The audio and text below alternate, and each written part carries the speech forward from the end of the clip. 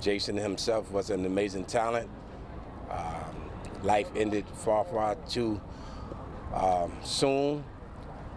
And I'm just glad that justice was served. Well, that justice took more than 2 decades, but 2 men have finally been convicted of killing rap icon Jam Master Jay. The pioneering DJ of Run DMC was gunned down in his Queens recording studio back in 2002. So much to talk about in this case, and not only just the long time of it taken, but Darla, you've done the special. You brought the information to us to News at 10, where we got to see it. So tell me about the verdict and how everybody's handling it. So first of all, Carl Jordan Jr. and Ronald Tennard Washington, both guilty of federal crimes. This is a federal case. We have to be very clear that this is a federal case. A murder that took place as the result of a narcotics conspiracy and a federal gun charge. Yesterday, when the verdict was read, it was a big outburst in the courtroom.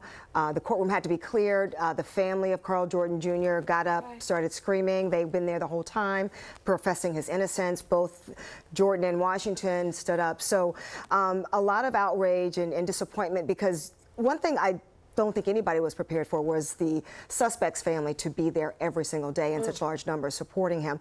But then you see again, obviously family members of Jam Master Jay, those who are still alive, saying that this is finally justice. I got a lot of text messages from people in Queens yesterday saying that they feel like this is closure, this is justice, but because, you know, they're all kind of family and connected, there's going to be something that's never going to sit right with some people in this case. Speaking of not sitting right, you got to think about what's hanging over the heads of everybody, just how this investigation went, and how parts of it was examined and was said to be botched. Yeah, you know, so that's really interesting when we say botched in terms of investigation, because, you know, we're looking at it through the 2024 lens of, Sure, you know, right? That's true true. crime and forensic and CSU and all of these things. But in 2002, this was very, very new to everybody, to those responding to the case, as well as the people involved in it. For example, they didn't even seal the crime scene. They didn't have access to the crime scene for 48 hours because they weren't allowed access. Whoa. So it really came down to evidence versus eyewitnesses in this case, because there was evidence that was not collected. There was things that were not processed, like the back door, the rear door of entry.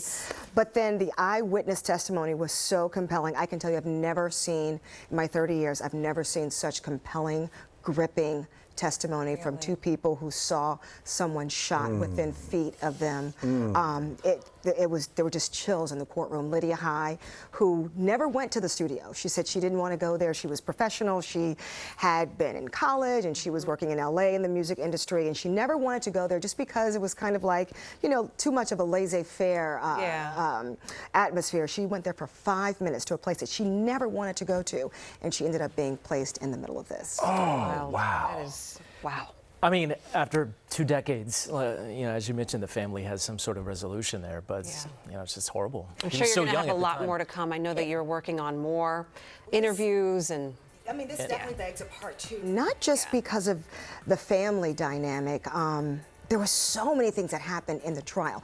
This case was atypical from the beginning. Like we said, how the police response was, how things were not collected properly. But the court case, the trial, so many characters in the courtroom, the personalities of the prosecution and the defense attorneys, and even the judge. There was a point on Monday where one of the jurors, basically after 5 weeks, 5 weeks of testimony, said, "I'm from Queens, I am afraid, I am afraid to be involved in a conviction.